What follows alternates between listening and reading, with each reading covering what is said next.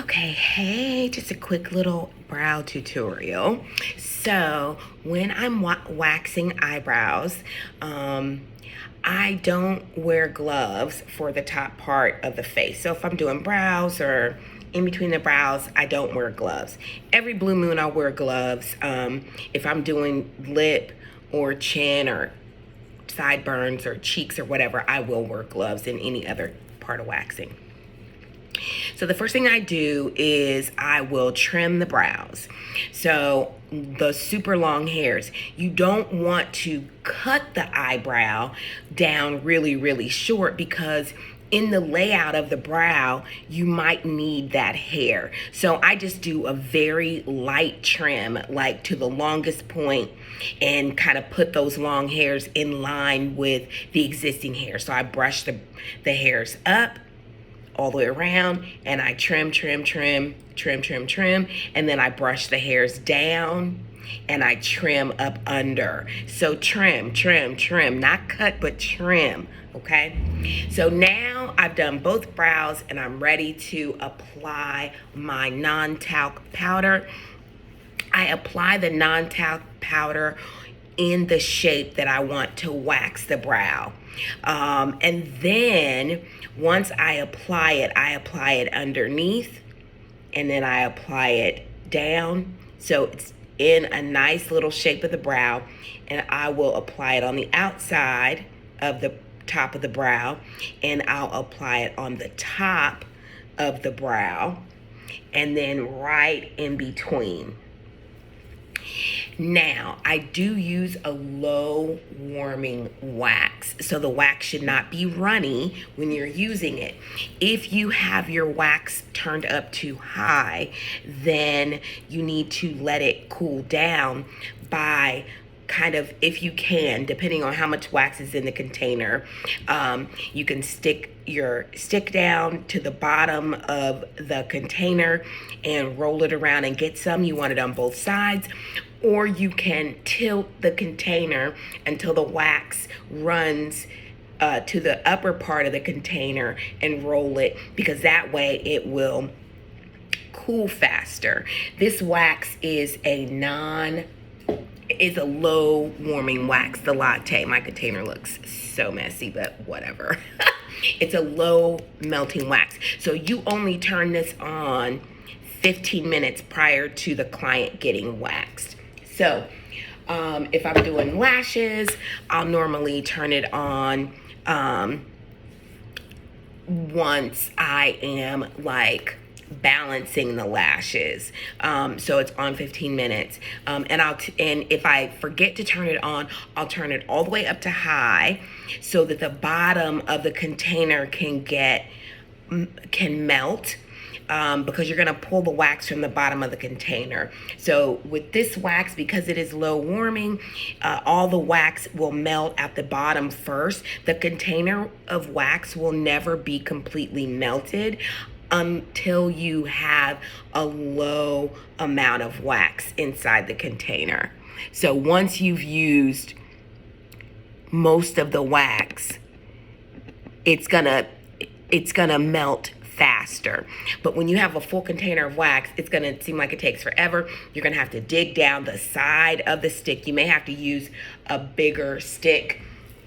You may have to use a popsicle stick versus a half-size lash waxing stick to push the wax over to the side. That's a whole nother video, how to utilize and manipulate that wax. But so you want to make sure the wax is cool, and you're going to lay it on like butter.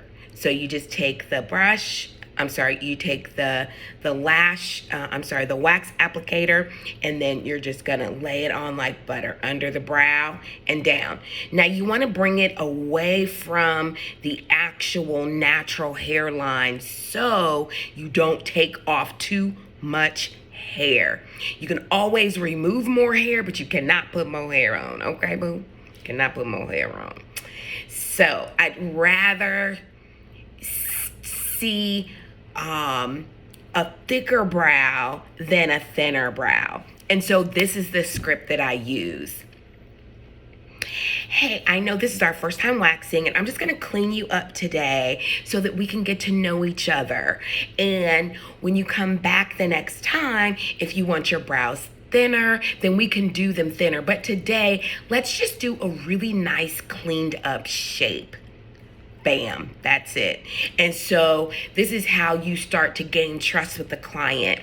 And so you're just gonna lay it on below the natural hairline, do, do, do, do, do, do, do, do, do, and above the natural hairline, because people normally have like very fine vellus hair that connect their hairline to their eyebrows. So that hair is on there. So just right up above it, but not into the hairline. No, not up there. Don't take the baby hair off, okay?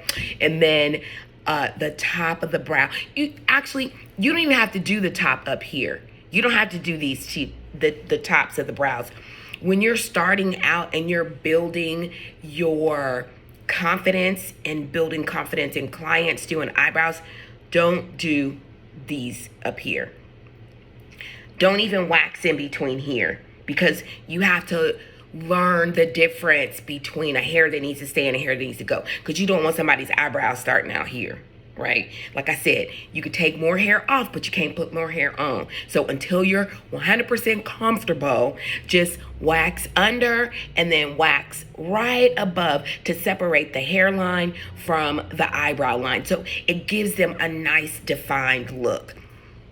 Excuse me. And then once I wax them and remove the hair, I use the Ouch Balm, the Shea Brazil Ouch Balm, and that actually, I just use a Q-tip full, and then I apply it on the places where I have waxed, and that's more of a calming solution. It also helps with any redness that occurs. Now, if you see redness, if you tear the skin, let the client know. A lot of times when you're doing the consultation, clients will not let you know that they are using anti-aging skincare products. Any anti-aging skincare product is going to make the skin sensitive. It's going to make the skin tear. Sometimes if they're on blood thinners, like for high blood pressure, that is going to make their skin tear. So a lot of times they're not going to tell you, but the script that I use for that is, oh my, as soon as I see it, oh my, your skin is a little tender here. It looks like, do you use any anti-aging skincare products? Which that should have been a question that you asked during the consultation, because you never want to backtrack the reason why their skin broke, okay? So if you ask that question in advance, then that's a reason that you can use as to the possibility of why their skin tore during the wax. If you don't ask them that during the consultation, it sounds like you're making up an excuse as to why you made their skin break, okay? You know what I'm saying? So if you do your job efficiently the first time through the consultation and you ask all the right questions, then it's going to be an easier conversation if their skin tears. Now, sometimes people will do they don't have makeup on and they have some type of skincare regimen that they did. Oh yeah, I did a real good exfoliant on my face, or whatever. Ooh. So it's possible that your skin may tear today. Is that something you want to go ahead and go with, or you just want to, because how long have you been using that skincare? So you have to be able to ask logical questions. And the things that will make the skin tear during a wax would be anti-aging product, medication, blood thinners, any acne, retinol, Accutane, anything that they apply on their skin. It could be a topical or it could be an oral medication. And any type of skincare that they've used on their skin prior to coming in to get the service today. So Um, those are little things, especially when you don't know the client. You know, when the client is brand new, you wanna ask like 100 questions, and they're gonna be sitting there looking at you like this.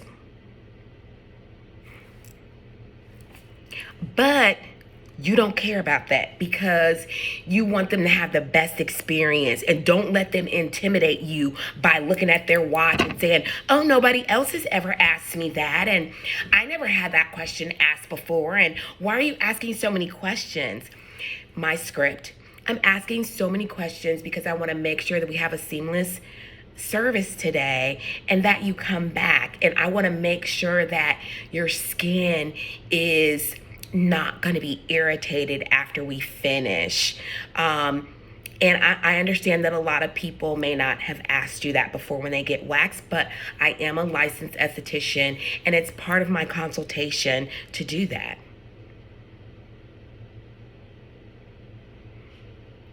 Okay. Don't let them intimidate you, boo. Don't let them do it.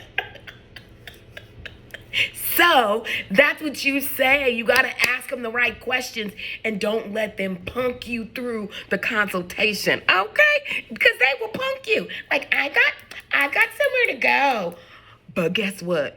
If you tear their damn skin, they're going to be calling about, she tore my skin. Yelp review. The place is really cute, but I wouldn't go back because Lisa tore my skin during the wax, right? So that's what she's gonna say, okay? So you have to do your due diligence and get as much information in the beginning as possible, okay? And be able to ask the questions so that they tell you the truth, right? You want to ask the questions so they tell you the truth. So more about that. If you want information about that, let me know and I'll do a whole video on that. But these are the steps that you take to do a wax. So just to conclude and make sure I finish my thought, you want to apply the Ouch Balm, and you want to advise them to leave that on. That you understand that it looks a little oily, but you want to leave it on, and then you can rub it on by the time you get to your next destination and rub it into your skin, because it removes any excess wax, okay? And it soothes the skin. Have you ever had somebody say, oh yeah, you left wax up there the last time? Bam, that's why.